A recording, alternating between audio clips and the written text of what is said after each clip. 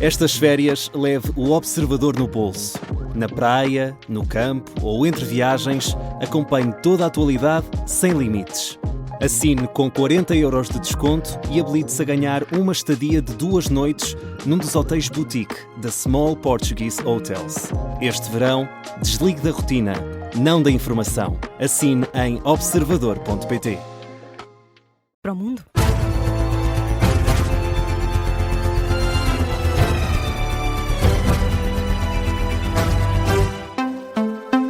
Das 4 da tarde, da Rádio Observador, com a edição do jornalista José Rafael Lopes. 75 bombeiros ficaram feridos no grande incêndio em Gironda, no sudoeste francês. Informação dada pelo jornal Le Monde avança que esses 75 bombeiros feridos precisaram mesmo de receber cuidados médicos fora da zona onde está a lavrar o incêndio. Ainda assim, nenhum corre perigo de vida. No terreno, o cenário continua a ser muito desfavorável, é o que diz o ministro francês da Administração Interna. Laurent Nunez aponta o caso mais grave, o fogo de Gironda, que se está a dirigir em direção à região metropolitana de Bordeaux. A autarquia admite mesmo evacuar a cidade inteira. São mais de 200.000 as pessoas que podem vir a ter de sair e procurar abrigo por causa do incêndio. As autoridades falam mesmo na maior operação de evacuação civil em França desde a Segunda Guerra Mundial. Em Espanha, o rei elogia o trabalho exemplar da Proteção Civil, que está no terreno a combater um outro grande incêndio que está a marcar este domingo. Filipe VI diz que há sinais positivos na evolução do incêndio e do trabalho de todos os efetivos que estão mobilizados no terreno. O rei de Espanha visitou um pavilhão polidesportivo em Vilamanta, perto de Madrid, onde estão abrigadas as pessoas que tiveram de ser retiradas das várias povoações evacuadas. Em declarações citadas pelo jornal El País, Filipe VI disse que quis manifestar apoio, compreensão e carinho às populações afetadas, diz ainda o rei que a prioridade continua a ser preservar a vida humana e garantir a segurança das pessoas. O rei apelou também ao reforço do mecanismo de apoio da União Europeia e reforçou o pedido à população para que sigam as indicações das autoridades. Entretanto, no terreno já foram controladas várias frentes do incêndio, mas o fogo ainda levanta preocupação às autoridades. É o que revela o briefing mais recente da Unidade Militar de Emergências de Espanha, que diz que há partes controladas sim, mas há outras que continuam a ser grandes problemas. O fogo não está totalmente controlado. Isso mesmo deu conta o presidente do governo espanhol, Pedro Sánchez, deixa um alerta para os próximos passos. Quedan horas complejas, es verdad que lo que se nos ha trasladado aquí en este CECOD... Vêm aí horas complexas, mas a informação que nos chegou hoje é de que esta noite foi muito positiva no que diz respeito à evolução do incêndio. Vamos ver como se vai desenrolar o dia de hoje, mas volto a insistir que é importante que a população redobre as medidas de prevenção. Volver a insistir a los ciudadanos y ciudadanas, a todos los vecinos, que por favor extremen la prevención. Pedro Sánchez falava esta manhã aos jornalistas na província de Ávila. O presidente do governo espanhol agradece ainda a ajuda que Portugal está a fornecer no combate a este incêndio. Tenho a oportunidade agora de cumprimentar os militares que chegaram do nosso país irmão, Portugal. Queremos agradecer-lhes porque houve outros momentos em que Portugal também sofreu incêndios graves e Portugal e Espanha têm mantido esta relação de irmandade e solidariedade. Essa relação de hermandad e de solidariedade. A Proteção Civil Portuguesa, que enviou ontem um conjunto de mais de 120 homens e mulheres para ajudar no combate a este grande incêndio em Espanha, que tem partes controladas, mas o número de pessoas deslocadas devido ao avanço das chamas já ultrapassou as 100.000 pessoas. O ministro do Interior alemão diz que tudo indica que o ataque à marcha LGBT em Berlim foi um atentado terrorista islâmico, José. Sendo que o número de feridos subiu para 29. Ontem à noite, um homem numa carrinha branca atropelou pessoas reunidas no Parque Tiergarten, na capital alemã, onde estava a decorrer um desfile de orgulho LGBT. O ataque provocou a morte de uma pessoa e pelo menos 29 feridos. Esse número, que foi revisto este domingo, é o último balanço feito pelo governo alemão. O suspeito, de 21 anos, ainda não foi encontrado, pode estar armado e está a decorrer uma busca ao homem. O ministro do Interior alemão detalha que o suspeito está a ser procurado não só em Berlim, mas também nas fronteiras, nos aeroportos e nas estações ferroviárias do país, e diz que o suspeito tinha tentado juntar-se ao Estado Islâmico na Síria no ano passado, mas acabou por ser detido no Líbano. No Reino Unido, o novo primeiro-ministro afasta a hipótese de eleições antecipadas no país. Andy Burnham assumiu o poder na última semana, depois da demissão de Keir Starmer. Agora, em entrevista à BBC, o novo líder britânico lembra que o Reino Unido vive num sistema parlamentar e que o foco agora é outro. Vou descartar essa possibilidade. Não haverá eleições antecipadas. Não creio que as pessoas queiram isso.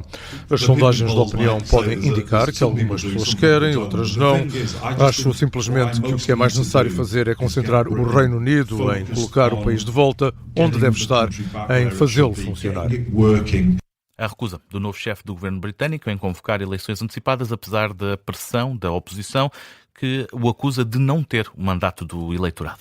Ainda na atualidade internacional, o Papa pede que seja retomado o diálogo no Médio Oriente. O apelo de Leão XIV foi feito este domingo. O líder da Igreja Católica pede a todas as partes envolvidas nos conflitos em geral, mas sobretudo no Médio Oriente, que ponham fim às operações militares. Rinnovo altresì il mio appello circa la situazione in tutto il Medio Oriente. Renovo o meu apelo em relação à situação em todo o Médio Oriente, onde a intensificação das operações militares trouxe de volta a violência e a destruição, colocando em grave risco a vida de inúmeros civis e agravando a escassez de água potável e de eletricidade. Do fundo do meu coração, exorto todas as partes envolvidas a cessarem os ataques e a reabrirem com urgência vias para o diálogo e a diplomacia. E a reaprire com urgência espaços de diálogo e diplomacia.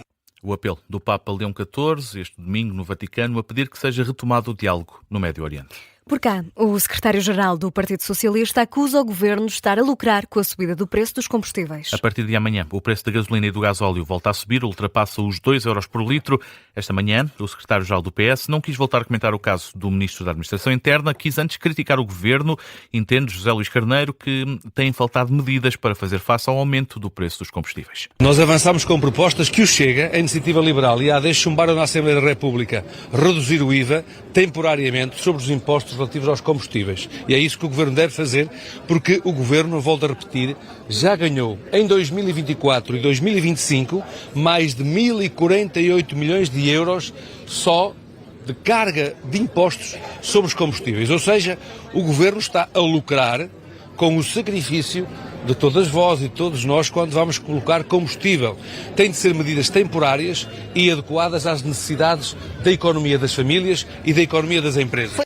O líder do Partido Socialista, esta manhã, a criticar o governo pelo aumento do preço dos combustíveis. Amanhã, o preço do gasóleo e da gasolina vai ultrapassar os 2 euros por litro.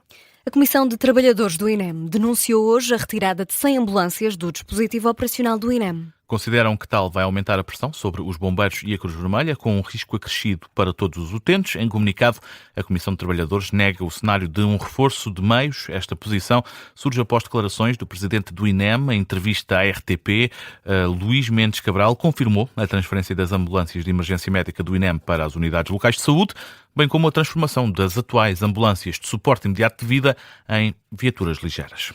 Ainda na saúde, os técnicos de emergência pré-hospitalar fizeram mais de 360 mil horas extra no ano passado. O sindicato que representa a classe alerta para a falta de profissionais. O Jornal Público escreveu esta manhã que mais de um quarto do trabalho dos técnicos do INEM foi feito em horas extra, no ano passado.